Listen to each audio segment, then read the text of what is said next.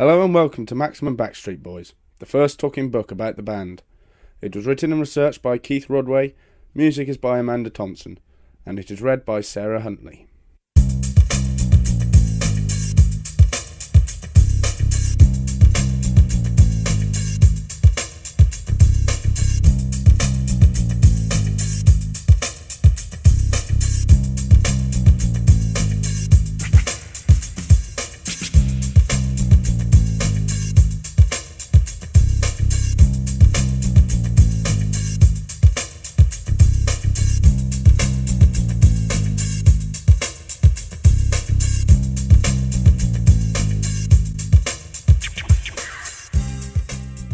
When we first released We Got It Going On, it was really alternative, like Hootie and the Blowfish. You know, the kind of grunge sound was really happening still, and rap was really strong. And pop music, I don't think, America was really ready for a group like us. That's why we took advantage of the time over in Europe and internationally. America calls them male vocal groups. In Britain, we call them boy bands. In 1975, the average American teenager would have found the concept of a boy band strange, like a teenage cabaret act. British groups Boyzone and Take That were big in Europe, but the hottest acts in America at the time were bands like Hootie and the Blowfish, forerunners of the American indie scene. Boy bands meant New Kids on the Block, who had burst dramatically onto the scene in the early 90s and had then made an even more remarkable disappearance. America's original boy band had been the Osmonds, the crown princes of teenage harmony, who had, in a strangely sinister fashion, danced and smiled their way to the top, way back in the early 70s, before most of the members of the Backstreet Boys were even born.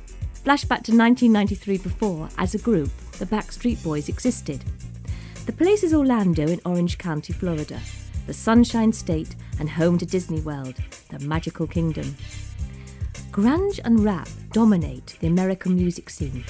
It is here that 5 talented, groovy, good-looking guys will form America's sunniest, most magical and unexpected new pop phenomenon. And it would all have been the idea of one man, Louis J. Pearlman, whose cousin, Art Garfunkel, had sung the original Bridge Over Troubled Water.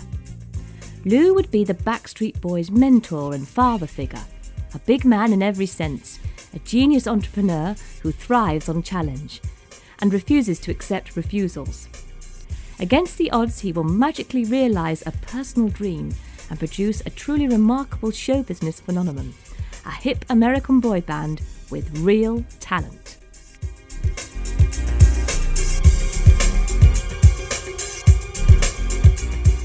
The United States is not as crazy as it is here. Here, it's a little more difficult for us to go out without being recognized. Orlando is a good place for fairy tales. As well as being home to Disney World and the theme park capital of America, it is second home to Universal and MGM movie studios. It has a thriving circuit of working young actors and drama schools turning out tomorrow's generation of young wannabes. It was the ideal place for a budding impresario to find fresh talent. Lou Pearlman, himself a former musician and Art Garfunkel's cousin, was already a multi-millionaire, having made his fortune hiring out airships for advertising. But Lou wanted a new challenge. He wanted to make it as the manager of a boy band. His inspiration came from the music producer Maurice Starr, who had taken 5 boys from Brooklyn and turned them into the New Kids on the Block. As a young at heart, middle-aged, failed rocker, Lou was the ideal person for the task. Impressed by the New Kids' energy and vitality, but unimpressed by their lack of vocal ability, Lou wanted a band that could really sing. And Orlando, with its dozens of young hopefuls schooling themselves for stardom, was the ideal place to find his future protégés. Take 3 young guys. AJ McLean, Howie Dower and Nick Carter met often at local film studio auditions. They shared the same taste in music, classical vocal groups like The Temptations and The Four Tops, as well as contemporary R&B stars, Boyz II Men and MC Hammer. One day, while hanging out, they improvised an a cappella version of a Temptations song. They were encouraged by the result.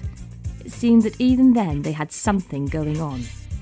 When a 22-year-old farm boy from Kentucky named Kevin Richardson moved south to Florida, He was dreaming of making it big in the entertainment business. Then, while working as a tour guide at Disney World, a friend heard him sing and was impressed. He told Kevin that an up-and-coming new vocal group was looking to replace a couple of members. This group, as yet unnamed and without a stable lineup, was the result of Lou Pearlman's search for his dream band. Auditions had taken place in a warehouse used to store parts of Lou's giant airships. He soon assembled a group of 5 talented boys, whom he'd believed to be his dream team: AJ, Nick, Howie, and 2 other guys selected from the auditions, Sam Licata and Charles Edwards. But as time progressed, it would turn out that these 2 were not going to make it. When a demo recording was made in a local studio, Charles's voice was found to be unsuitable, and Sam withdrew permission for the group to use a song of his they had already recorded. Lou wanted a team, 5 guys committed to the same ideal. Charles and Sam quit. A lot of time, hard work and money had been invested in the group, and this new development was disappointing. A disused garage had been converted into rehearsal space, and through his contacts in the local scene, Lou had managed to get a fair amount of exposure.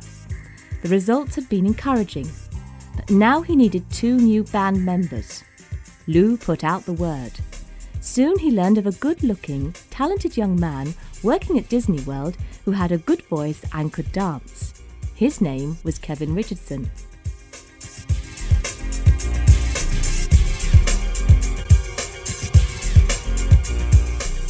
We just try to be ourselves. I mean, we try to stick together and be friends with each other and keep our heads on straight, but just try and do the right thing.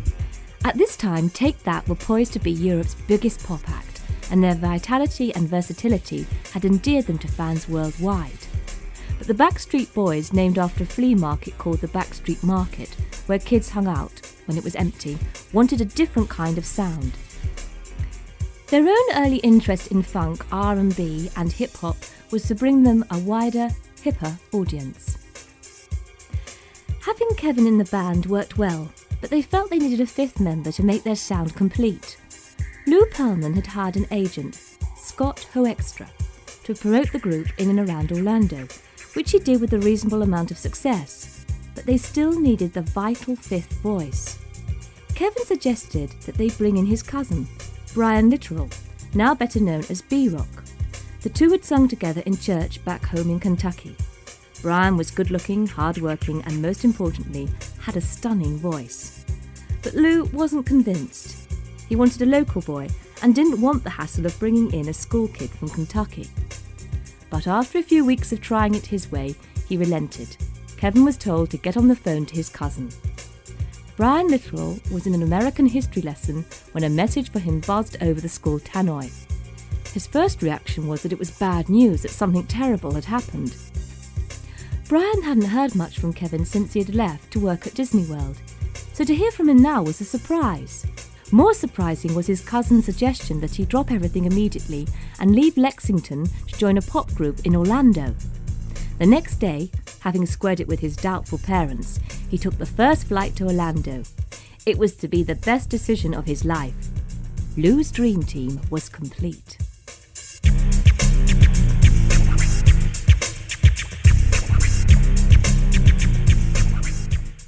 I think that's one thing about us, we want to, what you see is what you get. Kevin Scott Richardson, the oldest member of the Backstreet Boys, was born in Lexington, Kentucky on October 3rd, 1971.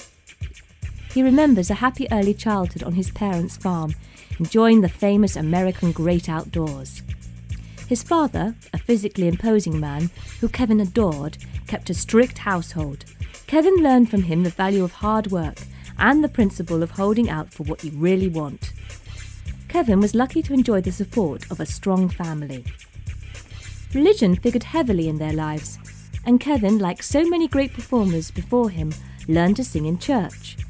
Music was a constant force in his life, both at church and at home on the farm, where he heard the latest records blaring from his 2 older brothers' record players. His first public performance was at school, in front of his class. The music teacher banged out a pop song on the piano, and Kevin, who knew the words from listening to the radio, sang along, watched by the kids in his class. He realised then that he enjoyed the attention it brought him. Music also ran in the family. His grandfather on his mother's side sang in a barbershop quartet, an all-male harmony group which sang romantic songs. It was here that the seeds of a cappella, which was to be so crucial to the success of the Backstreet Boys, was first sown in Kevin's life. Kevin is probably the most serious member of the band, the natural father figure, an unofficial band leader. This is not just due to his age. When he was 9, the family moved to a settlement in the foothills of the Appalachian Mountains run by the church. Being brought up in such a religious atmosphere gave Kevin a strong sense of moral responsibility, which sticks with him today. It is a far cry from the nihilism of the grunge bands, whose music ruled the airways when the Backstreet Boys were struggling to get noticed.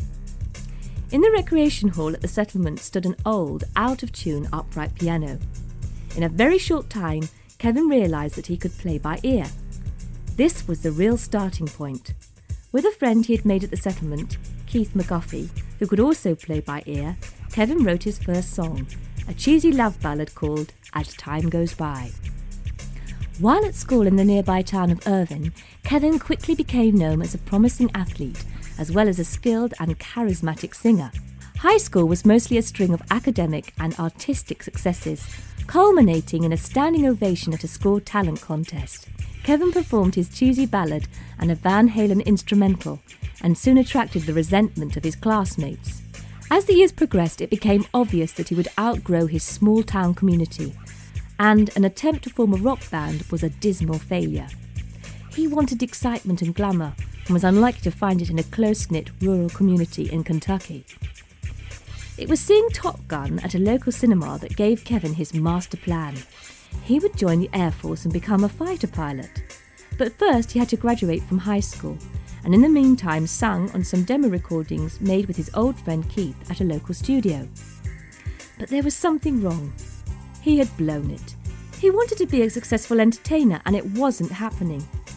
He passed up recruitment into the Air Force because he knew at heart that music was what he really wanted to do, and it wasn't going to happen unless he made it happen.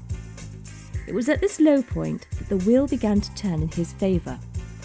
On a holiday cruise, his parents got talking to a bunch of onboard entertainers, who reckoned that for an ambitious young hopeful, Florida was the place to be. Realising that he had little to lose and potentially everything to gain, Kevin moved south to Orlando. And it was then that tragedy struck. Kevin's father became ill. It was cancer. He died at the age of 49, an event which brought Kevin his first experience of great sadness. Meanwhile, down in Florida, Kevin was now working at Disney World, filling a hectic schedule with a stunt sequence as a ninja turtle. He landed a job in a dinner theatre show, became a dance teacher, and did some modelling. A friend knew that he could also sing, and it just happened that this friend knew Lou Pearlman, and also knew that the great man was looking for a talented performer to fill a vacancy in his pet project, an a cappella boy band. Kevin was set to become the fourth Backstreet Boy.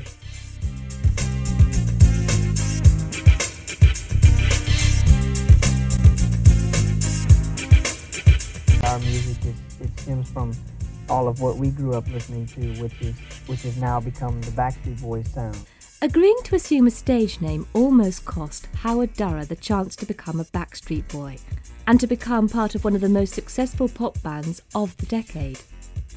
Howard Dwayne Durrer was born in Orlando on the 22nd of August 1973, the youngest of 5 children of Irish and Puerto Rican parents. He learned early the value of his Catholic parents' strict work ethic. If you want something, you work for it. Howie was already a seasoned performer when he joined his first band at the age of 10, imitating his hero, Michael Jackson.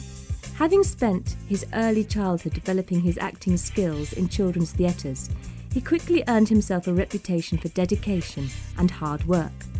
But it was his sweet high voice that charmed the girls and drew real attention. An enthusiastic high school drama coach named Laura Shannon introduced him to the joys of singing a cappella, an Italian phrase meaning to sing without instrumental accompaniment. Learning to sing harmony was to prove to be one of the most important steps of his life.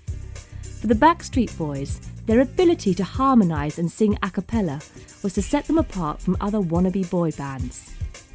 Like the other members of the Backstreet Boys, Howie had something invaluable.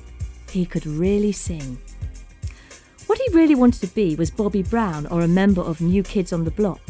6 years later, his agent wanted him to be an Italian and gave him the stage name Tony Donetti. Howie hated the name and resented pretending to be someone else. He was proud of his heritage, so why deny it? Howie had figured out early on that to succeed, you needed to be single-minded and resilient. For him, the relentless grind of rehearsals and preparation was as crucial as the fear of performing. A role in a dinner theatre production of Camelot taught him that focus and dedication were what counted. He was a kid acting among adult professionals, and it sunk in for the first time that this was a serious business.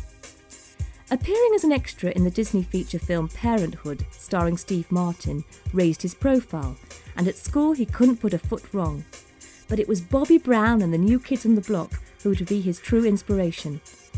But like most kids dreaming of stardom, he knew he had to face reality. He decided to become a showbiz lawyer and continue to attend auditions under the name of Tony Donetti. Finally, he got a call from an agent of Lou Pearlman's to show for an audition. The project was to be a boy band. Howie turned up, did the audition and got the job. But when Lou Pearlman tried to find Tony Donetti in the phone book to tell him he'd become a member of the Backstreet Boys, he encountered a problem.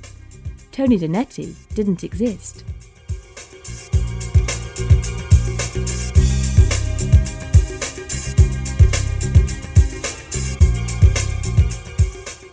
We don't really have that much time taken away from us. I mean, when we're not working, we get a chance to go out as a group or as friends and just go out and have a good time. All boy bands have one thing in common. They are nothing like the Beatles. The Beatles did it all. They did it first. They went from angels to demons and covered all points in between. They were unique. There could never be another Beatles. Lou Pearlman knew this and didn't care. Sure, you can never have another Beatles, but you can have the only Backstreet Boys. And in fact, there are similarities between the Beatles and the Backstreet Boys. Both groups always believed in their potential and worked hard to get what they wanted, against initially unfavourable odds. And much of their appeal lay in their natural, very diverse personalities. TV and radio audiences loved them because they were genuine, homely and unaffected. But here the similarities diverge. Beneath the Beatles' user-friendly exterior lay an anarchic, rebellious streak.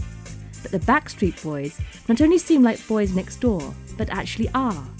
They are the boys next door who are supremely gifted entertainers, who come from decent families, who pray together before each concert. Not much of this would have been lost on Lou Pearlman, the sixth Backstreet Boy, and the man they like to call Big Poppa. Lou was born on the 19th of June 1954 and spent his early childhood in Flushing, in suburban New York. As a kid, his first business scam was the classic money-spinning idea of selling lemonade to his neighbours and schoolmates. He also made the classic mistake of drinking the profits. This was Lou's first taste of failure. Never again. He now knew that there was net profit and gross profit, and the two were different. His next enterprise was more successful. Newspaper rounds have always been a way for kids to make pocket money, but getting up early was an inconvenience. Lou hit upon the ideal solution: get someone else to do it for him and take a cut of his wages. That way he could earn money and stay in bed in the mornings. His shrewd move paid off. The scheme was a success. Lou, the canny business head, was an early developer. At the age of 10, he became fascinated by the Goodyear Tire airship, which floated high above Flushing Airport during the World Trade Fair. It was the beginning of a love affair with aviation, which was to earn him his fortune.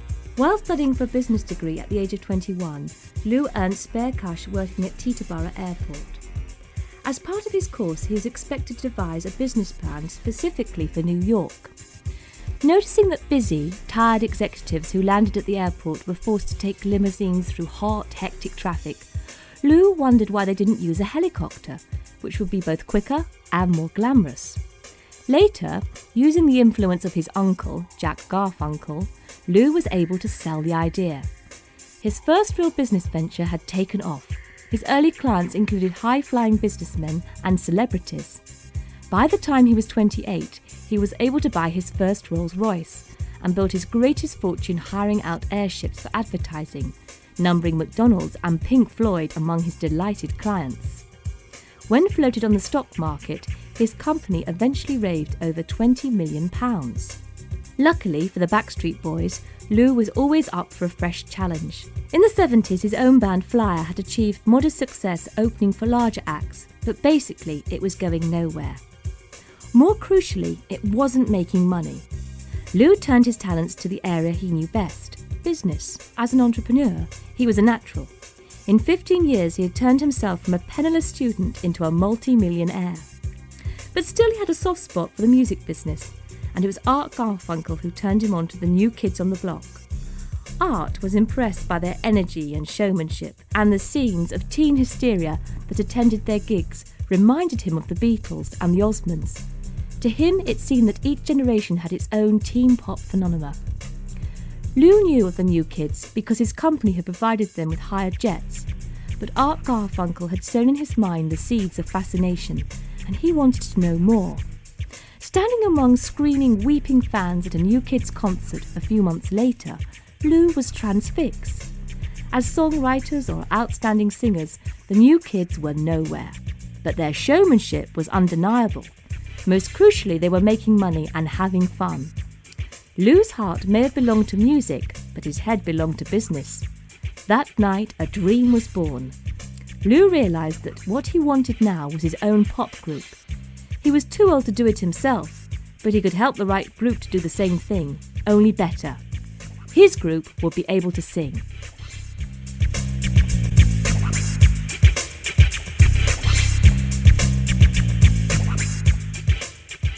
We try to bring, not use special effects, to lift the show. We use ourselves to lift the show, to the other level.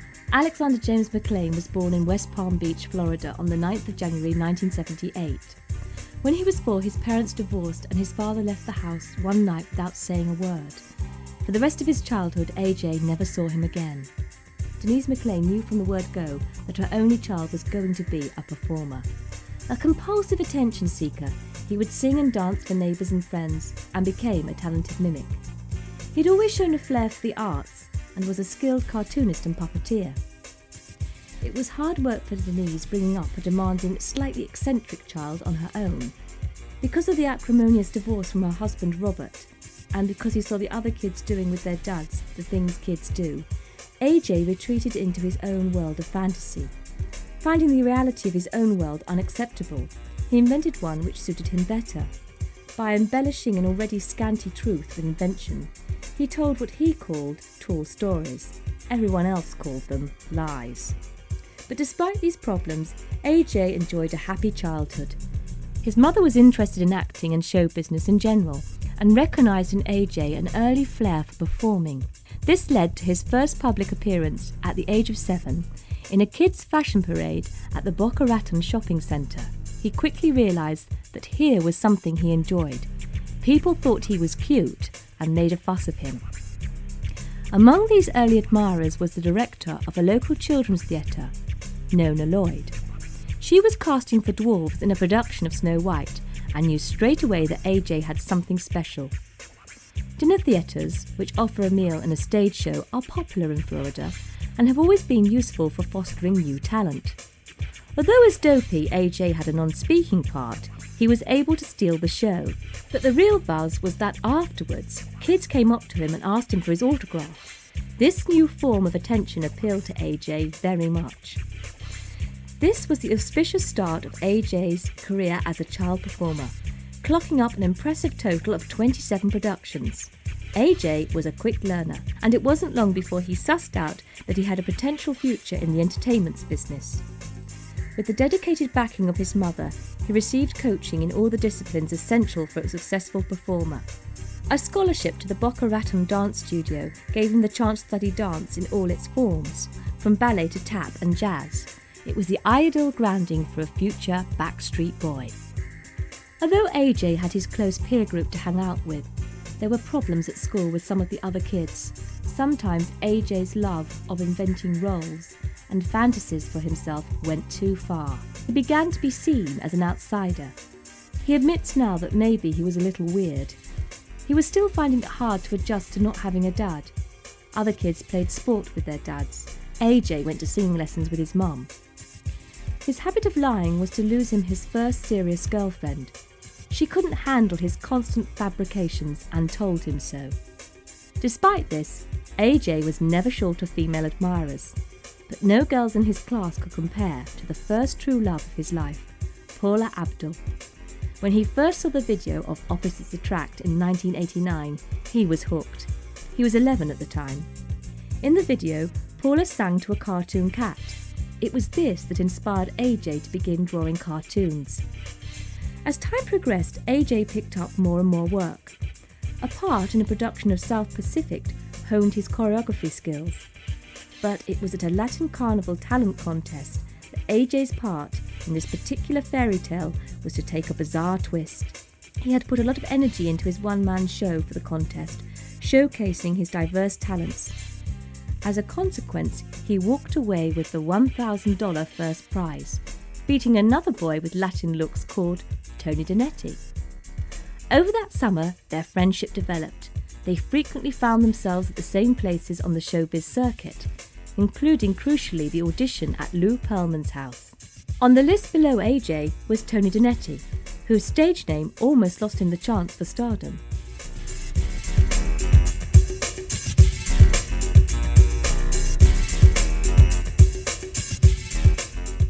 Like I say, to be nominated twice, and we won the same award which we won last year, and which we couldn't have picked a better award. I think the MTV Select Award is the one that all the viewers choose which video. So like I say, it's a deep honor. Lou knew as soon as he saw Nick Carter that he had found the first member of the team. Though only 12 years old at the time, he had an air of confidence and professionalism beyond his age, and with his angelic looks, Lou knew he was a surefire winner. Nicholas Gene Carter was born on January the 28th in a tiny New York suburb called Jamestown, making him far and away the baby of the group. The move to Florida came when Nick was 4. By then he had already developed 2 serious passions, music and video games. He got his first break at the age of 7 in a production of The Phantom of the Opera, and was cast at the age of 10 in the leading role in an art house film called Electra. Although this was potentially good news, art films are notorious for their minority audiences. But some work is better than no work, and the experience could only improve his confidence. In contrast to this, his first starring role was his brief appearance in Edward Scissorhands. Although this gave him the opportunity to appear in a film which starred Johnny Depp and was directed by Tim Burton, who first brought Batman to the movies, the experience was a disappointment. By the time the film was released, Nick's part had been reduced to little more than a blur, a fleeting glimpse of a small blonde boy playing on a water slide. Gratifying though his developing success was, he could not get on at school. Though today Nick stands at over 6 feet tall, as a kid he was small for his age. He was bullied by other kids, jealous of his success and irregular lifestyle. He began to dread going to school and was equally unpopular with the girls as with the boys. All this ended when he joined the Backstreet Boys at the age of 12, as his new commitments took him out of high school and propelled him into the high-octane world of professional entertainment. The nervous little kid, who was the butt of so much cruelty from his schoolmates, had grown, as if by magic, into one of the giants of contemporary pop music.